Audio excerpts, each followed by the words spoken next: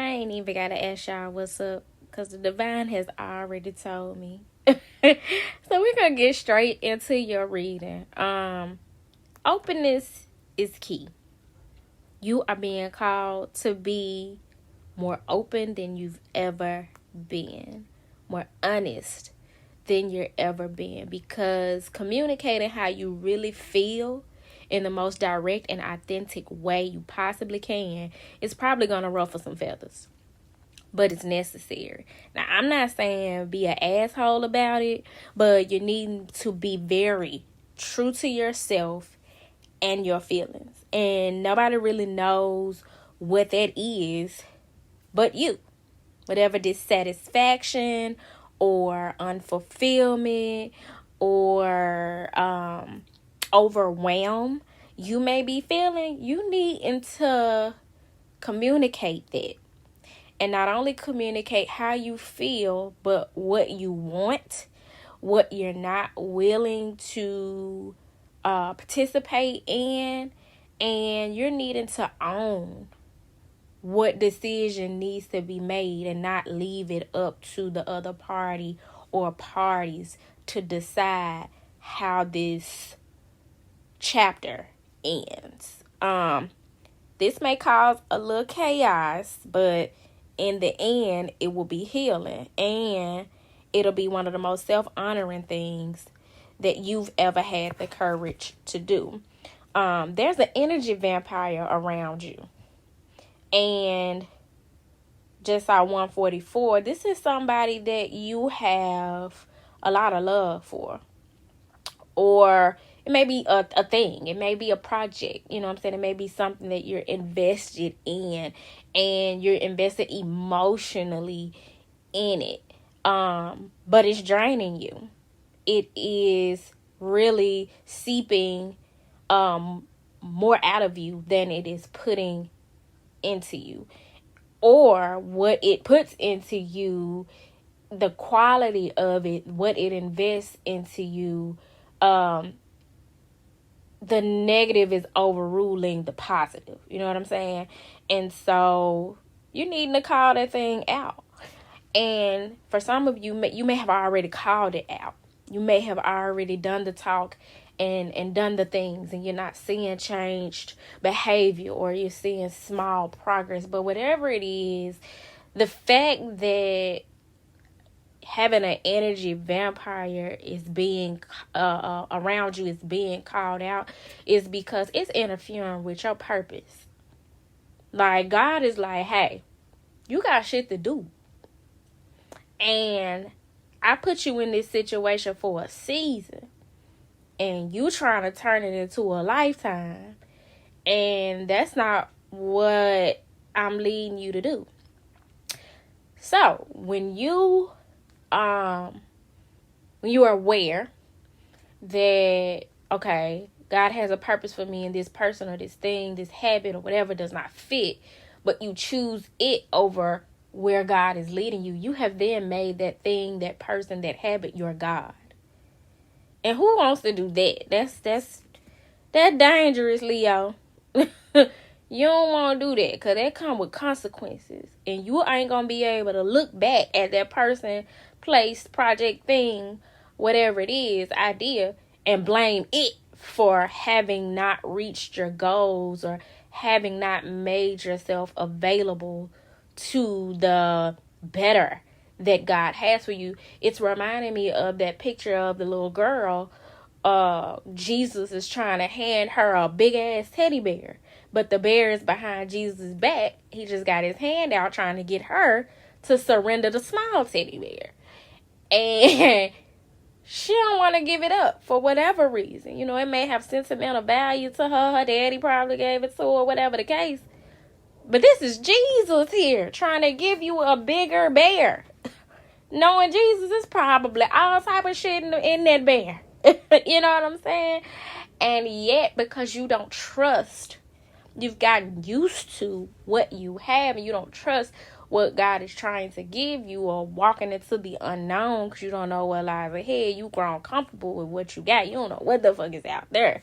You know what I'm saying? You don't want to create the space, but your discontentment, your discomfort with what's going on that's the purpose that it serves. You know what I'm saying? That's exactly why it's happening.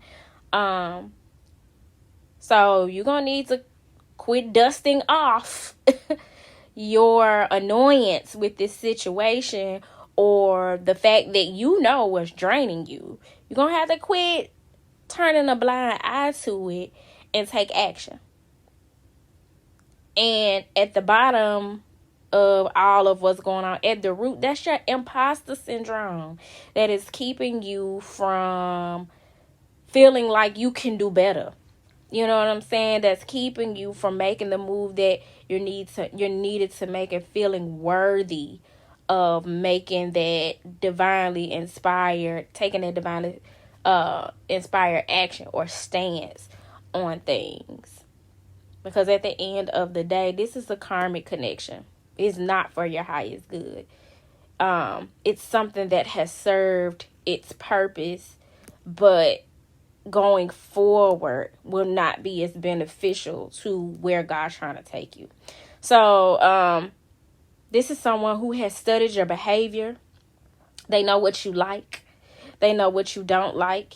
And they are able to use and manipulate what they've studied about you in order to continue to move forward with you. So this is specifically for those of you who are identifying with this being about a relationship. Because people will learn you, especially if they've been around you enough. You know what I'm saying? They know what to say and how to say it and what to do to stay in your good graces, at least for a little while. But that's not authentic. So you want to just stop second guessing yourself. Stop letting them pull the wool over your head. Stop letting them think that they've pulled the wool over your head, and move forward. And practice speaking the world that you desire into your existence. Start incorporating some affirmations into your day. Write out the lifestyle that you want. If this is a mate, write out the characteristics that you want in a mate, or in a friend, or in a supervisor.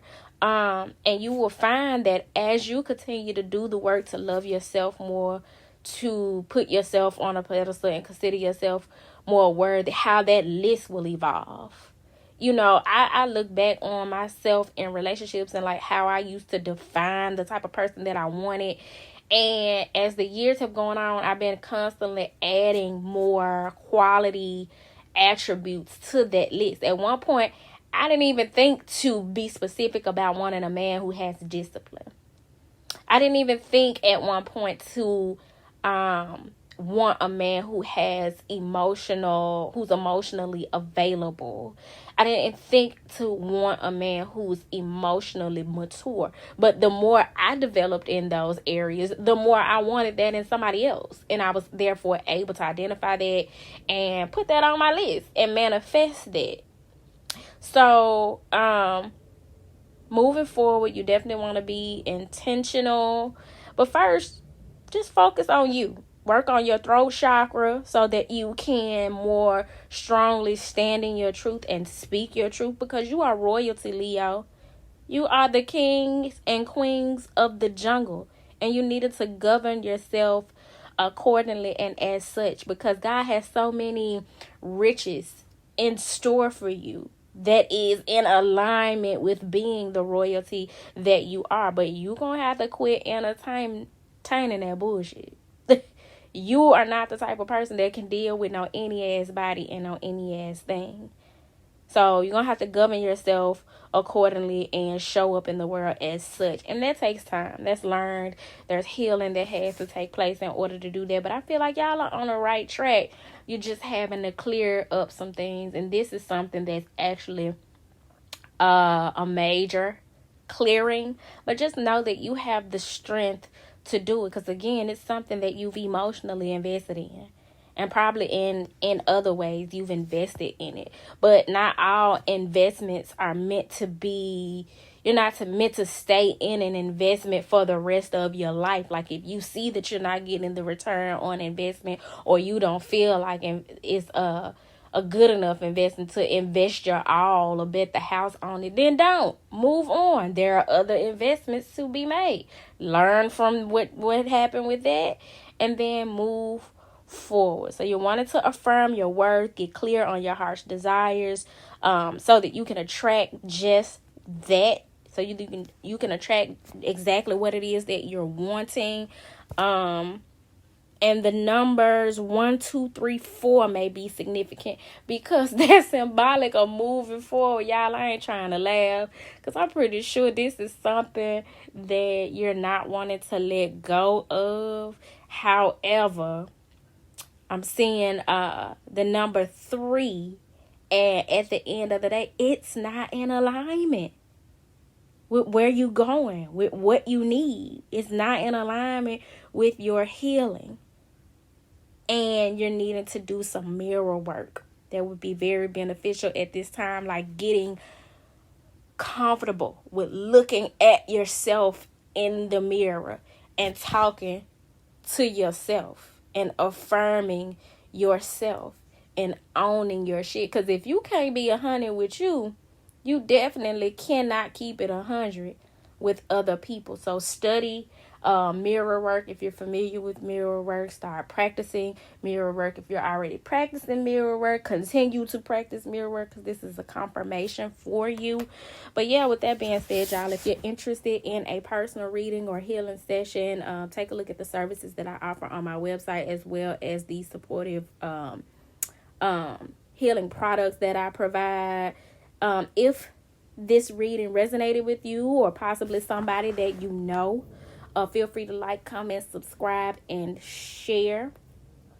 And if you're local, I'll be set up as a vendor at a local event here in Memphis, Tennessee called Bonfire and Crafts on January the 21st from 2 to 7. And I'm looking forward to it. It's going to be a dope event with a whole bunch of different vendors. There'll be a lady there doing readings. I personally won't be doing readings. I like to do mine more on a private scale. That's not to say I never do them publicly, but I won't be at this event. So if you are in Memphis, Carolina watershed, January 21st from 2 to 7, I will post the flyer if I haven't already on the channel as well as on my other social media platforms. But yeah, Leo, I love y'all. And I hope that this message found you well. If it did not find you well, I hope that it leaves you well. And know that I ain't mean no harm, but I hope that it's the kick in the ass that's going to get you to move in the right direction. If I planted the seed, my work here is done. Peace.